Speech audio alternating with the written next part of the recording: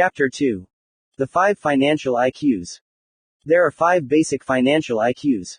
They are: Financial IQ number 1, making more money. Financial IQ number 2, protecting your money. Financial IQ number 3, budgeting your money. Financial IQ number 4, leveraging your money. Financial IQ number 5, improving your financial information. Financial intelligence versus financial IQ. Most of us know that a person with a mental IQ of 130 is supposedly smarter than a person with an IQ of 95. The same parallels can be drawn with financial IQ. You can be the equivalent of a genius when it comes to academic intelligence, but the equivalent of a moron when it comes to financial intelligence. Often I am asked, what is the difference between financial intelligence and financial IQ? My reply is, financial intelligence is that part of our mental intelligence we use to solve our financial problems. Financial IQ is the measurement of that intelligence. It is how we quantify our financial intelligence. For example, if I earn $100,000 and pay 20% in taxes, I have a higher financial IQ than someone who earns $100,000 and pays 50% in taxes. In this example, the person who earns a net $80,000 after taxes has a higher financial IQ than the person who earns a net $50,000 after taxes. Both have financial intelligence. The one who keeps more money has a higher financial IQ. Measuring financial intelligence. Financial IQ number 1, making more money. Most of us have enough financial intelligence to make money. The more money you make, the higher your financial IQ number 1.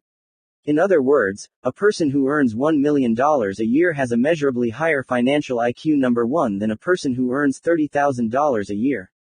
And if two people each make $1 million a year and one pays less in taxes than the other, that person has a higher financial IQ because he or she is closer to achieving financial integrity by utilizing financial IQ number 2, protecting your money. We all know that a person may have a high academic IQ and be a genius in the classroom but be unable to make much money in the real world. I would say my poor dad, a great teacher and a hardworking man, had a high academic IQ but a low financial IQ. He did very well in the world of academia but did poorly in the world of business. Financial IQ number 2, protecting your money. A simple truth is that the world is out to take your money.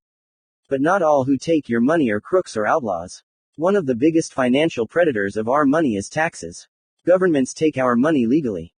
If a person has a low financial IQ number 2, he or she will pay more in taxes. An example of financial IQ number 2 is someone who pays 20% in taxes versus someone who pays 35% in taxes. The person who pays less in taxes has a measurably higher financial IQ. Financial IQ number 3, budgeting your money. Budgeting your money requires a lot of financial intelligence. Many people budget money like a poor person rather than like a rich person.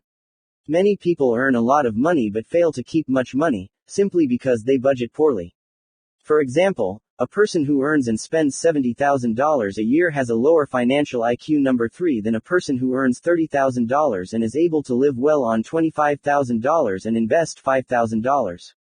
Being able to live well and still invest no matter how much you make requires a high level of financial intelligence. Having a surplus is something you have to actively budget for. Budgeting for a surplus is something we will look at in detail later on. Financial IQ number 4, leveraging your money. After a person budgets a surplus, the next financial challenge is to leverage their surplus of money. Most people save their financial surplus in a bank. This was a smart idea before 1971, before the US dollar became a currency. Also, after 1974, workers needed to save for their own retirement. Millions of workers did not know what to invest in, so they invested their financial surplus in a well-diversified portfolio of mutual funds, hoping this would leverage their money. While savings in a diversified mutual fund portfolio are a form of leverage, there are better ways to leverage your money. If a person is truthful, he or she has to admit it doesn't require much financial intelligence to save money and invest in mutual funds. You can train a monkey to save money and invest in mutual funds. That is why the returns on those investment vehicles are historically low. Financial IQ number 4 is measured in return on investment. For example, a person who earns 50% on his or her money has a higher financial IQ number 4 than someone who earns 5%. And someone who earns 50% tax-free on his or her money has a higher financial IQ than a person who earns 5% and pays 35% in taxes on that 5% return. One more point. Many people think that higher returns on investment require higher degrees of risk. That is not true. Later in this book, I will explain how I achieve exceptional returns, and pay very little, if anything, in taxes, all with very low risk. To me, having a well-diversified mutual fund portfolio and savings in the bank is a lot riskier than what I do. It is all a matter of financial intelligence. Financial IQ number 5. Improving your financial information. There is a bit of wisdom that goes, you need to learn to walk before you can run. This is true with financial intelligence. Before people can learn how to earn exceptionally high returns on their money, financial IQ number 4. Leveraging your money, they need to learn to walk. That is, to learn the basics and the fundamentals of financial intelligence. One of the reasons so many people struggle with financial IQ number 4, leveraging your money, is because they are taught to turn their money over to financial experts, such as their banker and their mutual fund manager. The problem with turning your money over to financial experts is that you fail to learn, fail to increase your financial intelligence, and fail to become your own financial expert. If someone else manages your money and solves your financial problems, you can't increase your financial intelligence. Actually, you are rewarding other people for theirs instead, with your money. It's easy to increase your financial intelligence if you have a strong foundation of financial information. But if your financial IQ is weak, then new financial information can be confusing and have seemingly little value. Remember my example of math geniuses still needing to start with 2 plus 2.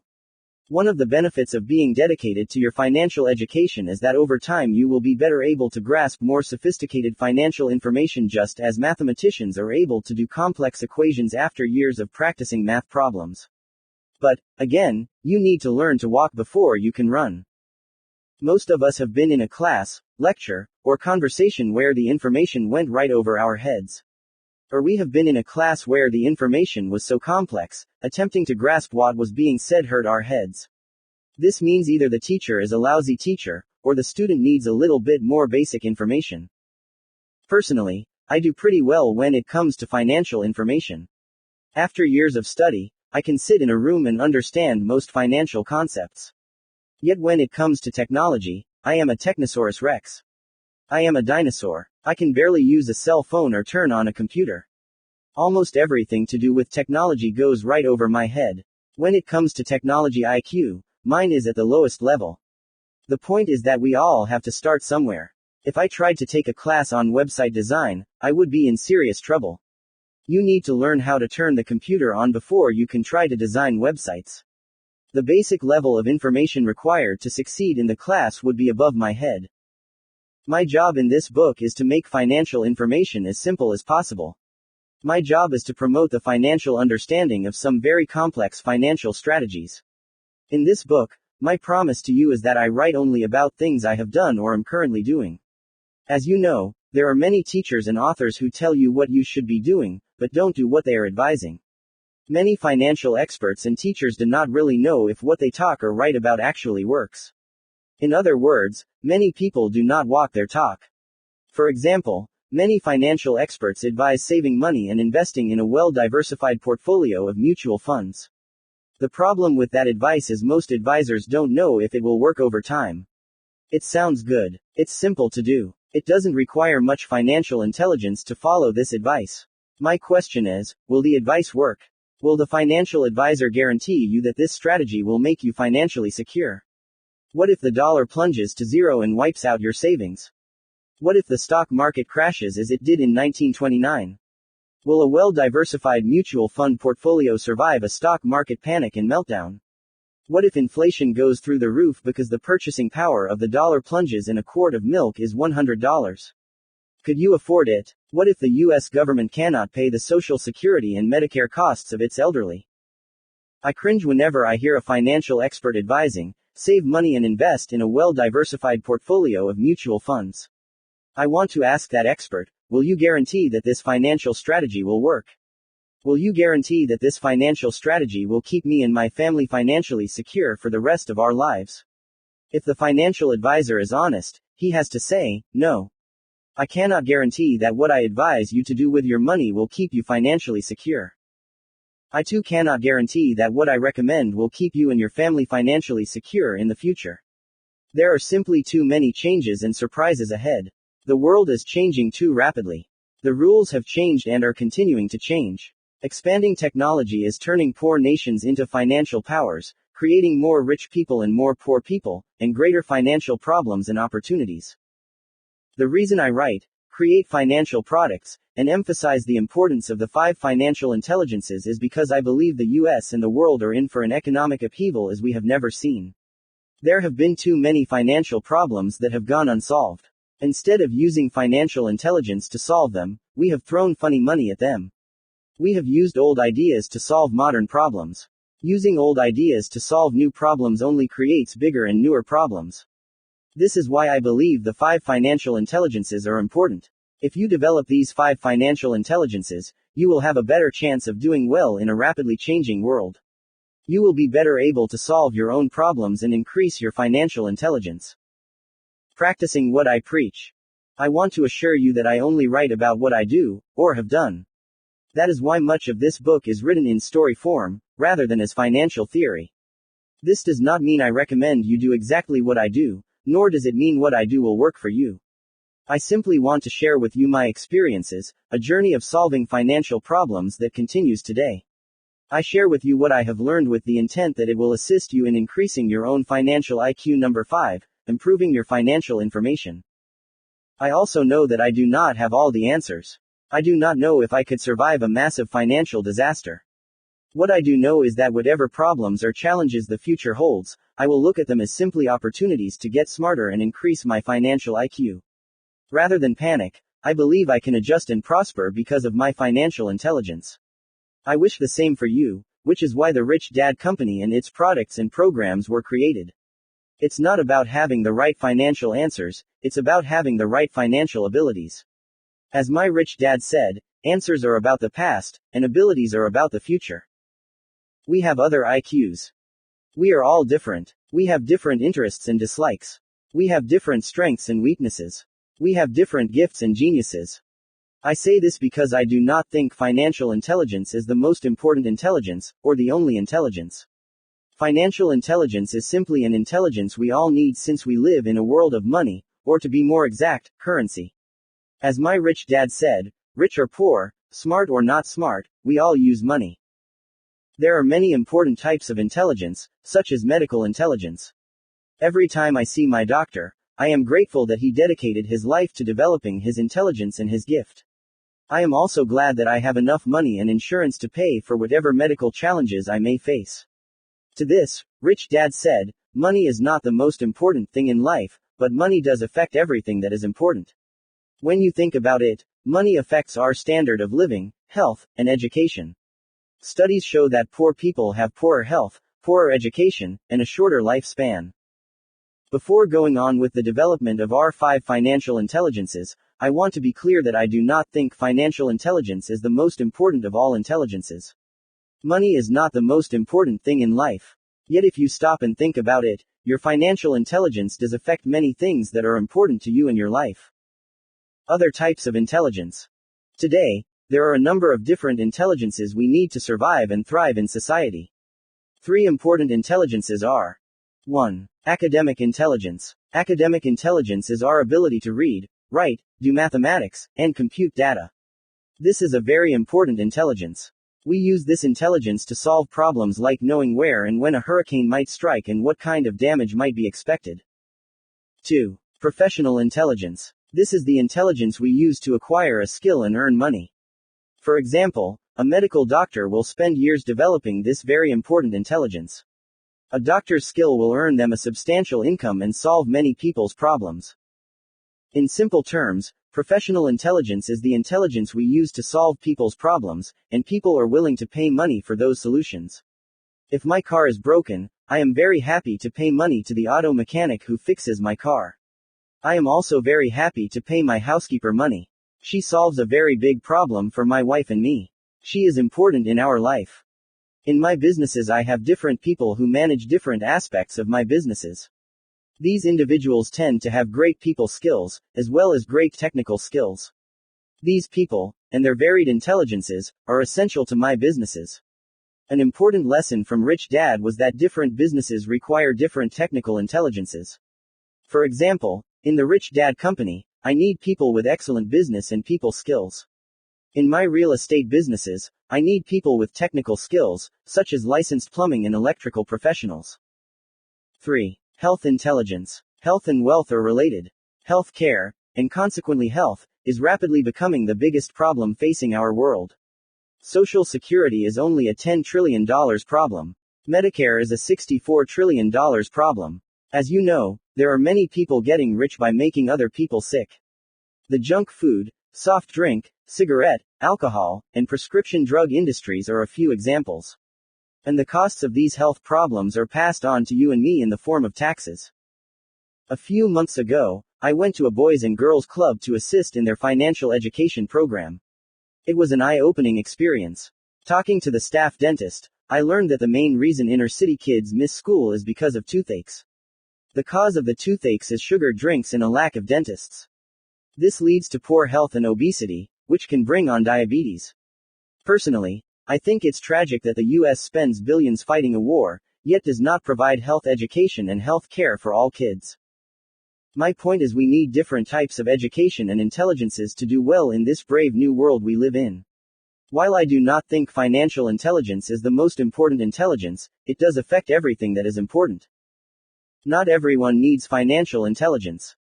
If you are fortunate enough to have inherited a fortune, you do not need much financial intelligence, as long as you hire people who do. If your plan is to marry for money, again, you do not need much financial intelligence. Or if you were born talented, and the world showers you with money at an early age, you do not need much financial intelligence, unless you're MC Hammer. Also, you don't need much financial intelligence if your plan is to work for the government and receive a pension for life, or if you work for an old industrial age company like General Motors that still has a defined benefit pension plan that will pay you a paycheck and medical benefits for life. If you are like most people, you will need some financial intelligence to survive in today's world, even if your plan is to live on Social Security and Medicare. In fact, you may need a lot of financial savvy if your plan is to live on such a small amount of money. Who needs the most financial IQ? When we examine the cash flow quadrant pictured below, it will become easier to understand who needs the most financial IQ. For those who may not have read my second book in the Rich Dad series, Rich Dad's Cash Flow Quadrant, I will briefly explain. The cash flow quadrant is about the 4 different groups of people who make up the world of money. E stands for employee. S stands for small business, self-employed, or specialist. B stands for big business, 500 employees or more. I stands for investor. For people whose career path is in the E quadrant, they may not think they need much financial intelligence. The same is true for those in the S quadrant. My poor dad, as a schoolteacher in the E quadrant for most of his life, did not place much value on financial intelligence. That is until he lost his job and entered the world of business. In less than a year, his savings and retirement were gone. If not for Social Security and Medicare, he would have been in serious financial trouble. My mom, being a nurse, wanted me to become a doctor. She knew I wanted to be rich, and the richest people she knew were doctors. She wanted me to stake my claim in the S quadrant. Obviously, those were the days before malpractice insurance costs went through the roof. Again, being a nurse, she did not see much need for financial intelligence. Her solution for me was to simply get a high-paying job. As you know, there are many people with high-paying jobs who have no money.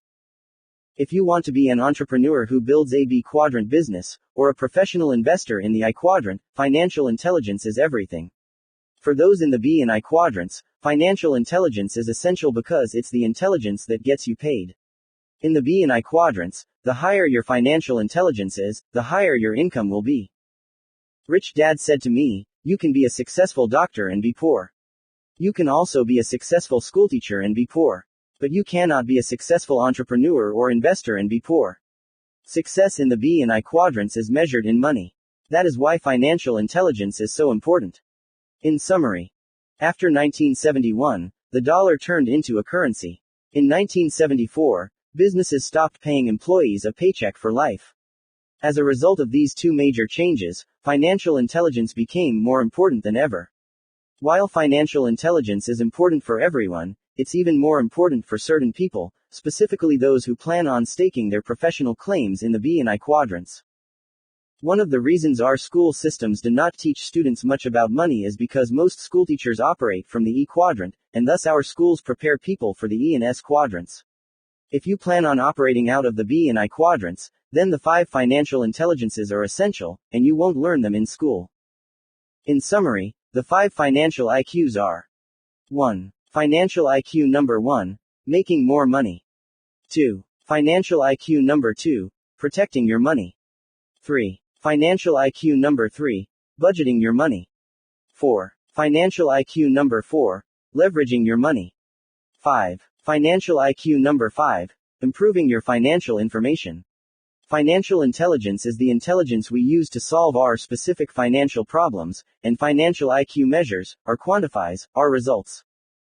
And now on to financial IQ number 1, making more money.